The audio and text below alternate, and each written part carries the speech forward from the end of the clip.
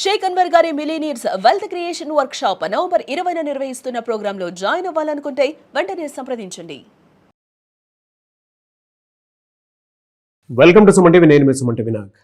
చాలామంది loan apps నుంచి కానీ లేదంటే బయట నుంచి కానీ క్రెడిట్ కార్డుల నుంచి కానీ అప్పు తీసుకున్న తర్వాత ఈ రికవరీ ఏజెంట్స్ దగ్గర నుంచి వచ్చేటువంటి ప్రెషర్ తట్టుకోలేక సూసైడ్ అటెంప్ట్ చేసేటువంటి వాళ్ళు ఉంటారు. లేదా ఆ హాంటింగ్స్కి గురైపోయి జీవితాన్ని ఇంకా నాశనం చేసుకుందాము అనుకునేటువంటి వాళ్ళు, ఇంకెందుకులే మనకి అనుకునేటువంటి వాళ్ళు చాలామంది ఉంటారు కదా. ఈ వాళ్ళు ఎవరైతే ఉన్నారో ఈ వీడియో మొత్తం పూర్తిగా చూడండి. ఎందుకు అని అంటే, ఒకవేళ సూసైడ్ చేసుకుంటే నష్టపరిహారం కింద మీకు ఏమైనా వస్తుందా, ఏమి ఉండేటువంటి అవకాశాలు ఉన్నాయి, చట్టాలు అసలు అటువంటి వాటికి ఏం చెప్తున్నాయి అనేది ఈరోజు మనతో పాటు ప్రముఖ అడ్వకేట్ శశికాంత్ గారు ఉన్నారు. అది వారి మాటలు తెలుసుకుందాం. Hello sir. నమస్తే అండి. చాలామంది లోన్ యాప్స్ ద్వారానో క్రెడిట్ కార్డు రూపంలోనో లేదంటే లోను వాళ్ళు ప్రొవైడ్ చేసేటువంటి ఇన్స్టెంట్ లోన్స్ వలన కొంతమంది జీవితాలు నాశనం అయిపోతున్నాయి. కొన్ని మనం మాట్లాడుకున్నాము, ఫ్యామిలీలు ఎలా దివాలా తీస్తున్నాయి, రోడ్డు మీదకి వచ్చేస్తున్నాయి అనేటువంటిది.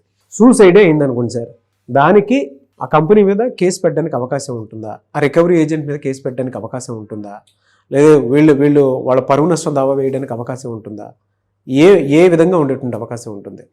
అంటే రికవరీ ఏజెంట్స్ టార్చర్ పడుతుంటే చాలా కరెక్ట్, మంచి టాపిక్ తీస్తారు నాగరాజు గారు. మీరు ఇవాళ చాలా మంది వింటారు ఈ టాపిక్ని. ఎందుకంటే ఈ లోను లేదు, ఇల్లు లేదు. బేసిక్గా ప్రతి ఇంట్లో ఏదో ఒక లోన్ ఉంటుంది. ఒక టీవీకో, ఒక ఫ్రిడ్జ్కో, కార్కో, బైక్కో, పర్సనల్ లోనో, క్రెడిట్ కార్డో, ఎడ్యుకేషన్ లోనో, హోమ్ లోనో ఏదో ఒక లోన్ లేకుండా ఇల్లు లేదు. Yes or no? ఎస్. ప్రతి లోను ఒకవేళ ఆర్థిక మాంద్యం వస్తే, రిసెషన్ వస్తే, చిన్న చిన్న లోన్ దగ్గర నుంచి పెద్ద లోన్, హోమ్ లోన్ వరకు ఈఎంఐలు చూసుకుంటే 10,000 నుంచి 1,00,000, 2 లక్షల వరకు ఈఎంఐలు ఉంటాయి. అప్పుడప్పుడు కట్టే పరిస్థితి ఉండదు బికాజ్ ఆఫ్ రిసెషన్. జాబ్ పోతుంది, ఎక్కడి నుంచి కడతారు? వీళ్ళు ఆస్తులు ఉన్న వాళ్ళు అయితే ఈ లోన్కి ఎందుకు వెళ్తారు? వీళ్ళు అవును, వీళ్ళు ఆస్తులు లేవు కాబట్టే కదా లోన్లోకి వెళ్ళారు. వీళ్ళు ఉద్యోగం పోతే అదొకటే కదా సోర్స్ ఆఫ్ ఇన్కమ్. అవును, అది పోయినప్పుడు లోన్ ఎలా కడతారు? వీళ్ళు కట్టలేరు. కట్టలేనప్పుడు స్టార్ట్ అవుతుంది ఈ సూసైడ్ చేసుకునే టార్చర్. లిటరల్గా మీరు చెప్పింది చాలా కరెక్ట్. మనం ఎన్నో పేపర్లో చూసాం, ఇంతకుముందు గతంలో కూడా మాట్లాడాం మన ఇద్దరం కూడా. లోను కట్టలేకపోతాం వల్ల కలెక్షన్ వాళ్ళ టార్చర్ భరించలేక సూసైడ్ చేసుకున్న కేసులు కోకొల్లలు ఉన్నాయి. ఇదే గనక ఒక ఇండివిజువల్ దగ్గర అప్పు తీసుకొని వాడు టార్చర్ పెట్టాడు, వీడు చచ్చిపోయాడు అంటే ఖచ్చితంగా అది అబెట్మెంట్ ఫర్ సూసైడ్ అవుతుంది. ఓకే, అంటే అవతలోడి మీద అబెట్మెంట్ ఫర్ సూసైడ్ కేసు పడిపోద్ది, అది 10 ఏళ్ళు జైలు శిక్ష. మరి బ్యాంక్ దగ్గర నుంచి లోన్ తీసుకున్నప్పుడు బ్యాంక్ వాళ్ళ రికవరీ కలెక్షన్ వల్ల టార్చర్కి చచ్చిపోతే అది కూడా అబెట్మెంట్ ఫర్ సూసైడే కదా. అవును, వాళ్ళ మీద కూడా అదే కేసు పడాలి కదా. అయితే ఇక్కడ చాలా మంది అడగచ్చు, సార్ ఇక్కడ అంటే ఇండివిజువల్ ఒక మనిషి పేరు తెలుస్తుంది, అది సిస్టమ్ కదా, అక్కడ ఎవరి మీద వేయాలి సార్ కేసు అని రోజుకొకడు వస్తూ ఉంటాడు కలెక్షన్ వాడు, ఫోన్లో గంటకు ఒకడు ఫోన్ చేస్తూ ఉంటాడు కలెక్షన్ వాడు. అంటే నేను చాలా క్లియర్గా ఒకటే చెప్తున్నా మీకు, డైరెక్ట్గా ఆ బ్యాంక్ ఓనర్ పైనే అబెట్మెంట్ ఫర్ సూసైడ్ కేసు వేయాలి. ఆ బ్యాంక్ ఓనర్ పేరే, ఆ బ్యాంక్ చైర్మన్ మీదనే అబెట్మెంట్ ఫర్ సూసైడ్ కేసు వేయాలి. ఎందుకంటే ఎవడైతే మీకు డైలీ ఫోన్ చేస్తున్నాడో, ఎవడైతే మీ ఇంటికి వచ్చి నుంచుంటున్నాడో వాడు ఎందుకు వస్తున్నాడు? వాడికి మీకు అసలు ముఖపరిచయం ఉందా? మీకు లోన్ ఇచ్చింది ఎవరు?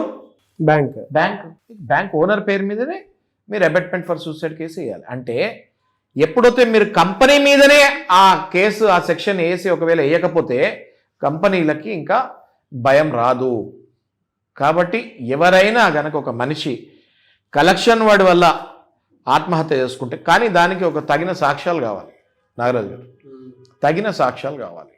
ఎవడైతే మీ ఇంటి ముందుకు వస్తాడో, మాట్లాడతాడో, ఎవడైతే ఫోన్లో ఎవ్రీథింగ్ ప్రూఫ్ సూసైడ్ చేస్తున్నట్టు ప్రేరేపిస్తున్నాడో, అవన్నీ కూడా ఈ సూసైడ్ చేసుకున్న వ్యక్తి చనిపోయిన తర్వాత వాళ్ళ ఇంట్లో వాళ్ళు ఆ కారణాలు చూపించాలి. ఏదైనా వేరే కారణం వల్ల చనిపోతే కోర్టులో కేసు మనం గెలవలేము. ఒక కేసు కనుక మనం కరెక్ట్గా వాదిస్తే ఈ కేసు ఒక జడ్జిమెంట్ అయిపోతుంది మొత్తం మన దేశంలో. ఎందుకు మీకు అంతెందుకు, ఇట్లా ఆత్మహత్య చేసుకున్న కేసులలో కంపన్సేషన్ వచ్చినవి చాలా ఉన్నాయి, కానీ అబెట్మెంట్ ఫర్ సూసైడ్ వెళ్ళినవి లేవు. సో నేను అనేది స్ట్రాంగ్గా నేను స్టాండ్ తీసుకునేది ఏంటి అంటే, ఒక వ్యక్తి వల్ల నువ్వు చనిపోయినప్పుడు ఆ వ్యక్తి మీద అబెట్మెంట్ ఫర్ సూసైడ్ అయినప్పుడు, ఒక వ్యవస్థ వల్ల చనిపోయినా కూడా ఆ వ్యవస్థ కూడా నడిపేది ఒక వ్యక్తే. ఆ వ్యక్తి పైన అబెట్మెంట్ ఫర్ సూసైడ్ కేసు వేస్తే సరైన దారిలో ఈ బ్యాంకులు వస్తారని నేను అనుకుంటున్నాను. రెండోది నాగరాజు గారు, మన దగ్గరికి ఇలాంటి కేసులు వచ్చినప్పుడు మనం ఆ ప్రాసెస్లో కూడా ఇప్పుడు ఉన్నాం. ఆల్రెడీ అబెట్మెంట్ ఫర్ సూసైడ్లు కలెక్షన్ వాళ్ళని తీసి వాళ్ళ ఇండివిజువల్ పేరు యాడ్ చేసి మరి వెనకాల మళ్ళీ ఆ బ్యాంక్ పేరు యాడ్ చేసి అబెట్మెంట్ ఫర్ సూసైడ్కి వెళ్తానికి మన ప్రయత్నంలో కొన్ని చనిపోయిన కేసుల్లో మనం పిటిషన్ రెడీ చేస్తున్నాం. మనం ఆ ప్రాసెస్లో ఉన్నాం. బా అయితే చనిపోకుండా ఉన్న వాళ్ళకి మనం ఏం చేస్తున్నామంటే extortion, blackmail, threatening, attempt to murder కేసులు కూడా మనము వాళ్ళ మీద వేస్తానికి ఆస్కారం ఉంటుంది. ఫర్ ఎగ్జాంపుల్ ఏదైనా వచ్చి మిమ్మల్ని బలమైన కలెక్షన్ వాడు ఎవడో వచ్చి అక్కడ గేట్ దగ్గర ఏదైనా రాయో కర్రో ఏదైనా ఉంటే అది తీసుకొని మిమ్మల్ని కొట్టాడంటే అది ఖచ్చితంగా సెక్షన్ 326 హజార్డియస్ మెటీరియల్తో కొట్టినట్టు ఉంటుంది, లేదా అటెంప్టివ్ మర్డర్ కేసు కూడా అప్పుడప్పుడు వెళ్ళొచ్చు. అంటే ఏ ఆయుధంతో అయితే కొడతారో ఆ ఆయుధం వల్ల చనిపోతారో అని తెలిస్తే ఆ ఆయుధం కనుక ఆ కలెక్షన్ వాడి చేతిలో ఉంటే ఆ కలెక్షన్ వాడి మీద అటెంప్టివ్ మర్డర్ కేసు కూడా వేయచ్చు. ఇవన్నీ తెలియక చాలా మంది భయపడుతూ ఉంటారు. ఇంకోటి అసలు ఏం కొట్టలేదు, తిట్టలేదు, మీ పరువు తీశాడు, ఇంటి పక్కన వాళ్ళ దగ్గరికి వెళ్ళి మీ ఫోటోలు చూపించాడు, వాడిని కూడా వదులుతానికి లేదు. వాడి మీద కూడా డిఫమేషన్ కేసు వేసి దానికి అసలు మీ ఈఎంఐ వాడితోనే కట్టిపోయచ్చు, కంపెన్సేషన్ మీ ఈఎంఐ వాడితో కట్టిపోయచ్చు కలెక్షన్ వాడితోటి. అట్లాంటి కేసులు వేయచ్చు. అట్లాంటి కేసులు మనం ఆల్రెడీ వేసాం. చట్టం మీద అవగాహన లేని వాళ్ళు ఇలా భయపడి వాళ్ళకి అలా న్యాయం చేశారండి. గదగదలు మనం చేసామండి. అట్లాంటి కేసెస్ కూడా మనం చేసాము. కంపన్సేషన్ కూడా అడిగాము. కంపన్సేషన్ ప్రాసెస్లో ఉంది, వాళ్ళకి 100% వస్తుంది కూడా. కన్జ్యూమర్ కోర్ట్స్లో కూడా కేసెస్ వేయచ్చు. ఒక బ్యాంక్ వాడు వచ్చినప్పుడు దానికి ఒక రూల్ ప్రకారం వెళ్ళాలి.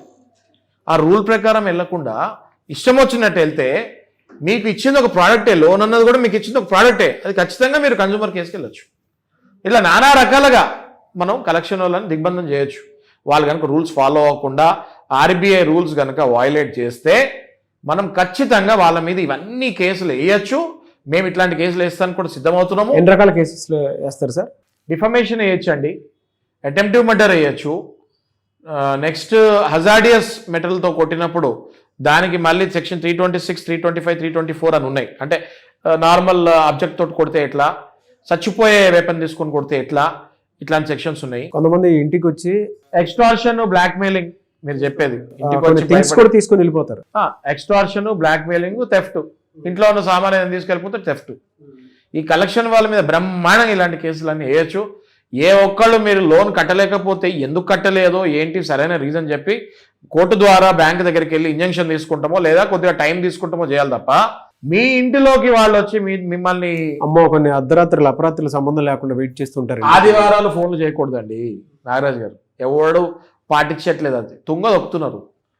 ఓకే, నెక్స్ట్ పండగ పూటలు ఫోన్లు చేయకూడదు, ఎవ్వరు పాటించట్లేదు, తుంగదొక్కుతున్నారు. తెల్లవారుజామున 8 ముందు మళ్ళీ రాత్రి 9 తర్వాత ఫోన్లు చేయకూడదు, ఇంటి దగ్గరికి రాకూడదు. వీళ్ళు అసలు వచ్చేదే ఇంటి దగ్గరికి 8 ముందు 9 తర్వాత.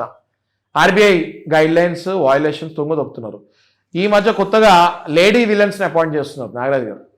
లేడీ విలన్స్ అంటే రాక్షసులు లాంటి వాళ్ళని పెట్టి వీళ్ళ మీదకి తోస్తున్నారు. ఏదైనా గట్టిగా మాట్లాడితే ఇదిగోండి నేను ఆడదాన్ని తెలియకుండా నాతో ఇలా రఫ్గా మాట్లాడి ఉల్టా వాళ్ళతోటి బ్లాక్మెయిల్ చేపిస్తున్నారు. సో అట్లా కూడా భయపడకూడదు మీరు. మా అడ్వకేట్స్ ఉంటారు, మా లాంటి అడ్వకేట్స్ ఉంటారు. మీకు చక్కగా మీ రైట్స్ ఏంటి, కాన్స్టిట్యూషన్ రాజ్యాంగం మీకు కొన్ని రైట్స్ ఇచ్చింది. ఆర్టికల్ 21 మీరు బాగా చదవండి, గూగుల్లో కొడితే వస్తుంది. మీకు right to life, right to Liberty ఇవన్నీ ఉంటాయి. అవన్నీ చక్కగా మనం పొందుపరిచి హైకోర్టుకైనా వెళ్ళొచ్చు లేదా లోవర్ కోర్టుకి వెళ్ళొచ్చు. మీరు కొంచెం టైం తీసుకోవచ్చు. డిప్రెషన్కి వెళ్ళకండి, సూసైడ్స్ చేసుకోకండి. ఈజీగా మీరు ఇందులో నుంచి కోర్టు ద్వారా బయటపడవచ్చు. స్లోగా మీరు సెటిల్మెంట్ చేసుకోవచ్చు. బ్యాంక్కి మీకు ఏదైతే డిస్టర్బెన్స్ ఉందో దాన్ని సాల్వ్ చేసుకోవచ్చు. ఎనీవే సార్, థ్యాంక్ యూ అండి, thank you so much sir. చాలా మంచి ఇన్ఫర్మేషన్. ప్రతి ఒక్కరికి ఒక రిలీఫ్ దొరికినట్టుంది. నాకైతే బరువు తగ్గినట్టుందండి. అసలు వెల్కమ్. నిజంగా మనిషి ప్రాణం పోకుండా కాపాడడానికి వచ్చినటువంటి అంటే అడ్వకేట్ రూపంలో వచ్చినటువంటి దేవుళ్ళనే కనిపించారు. థ్యాంక్ యూ సో మచ్ అండి. Thank you. సుమన్ టీవీలో మీ పర్సనల్ అండ్ బిజినెస్ ప్రమోషన్స్ కోసం కింది నెంబర్కి కాంటాక్ట్ చేయండి.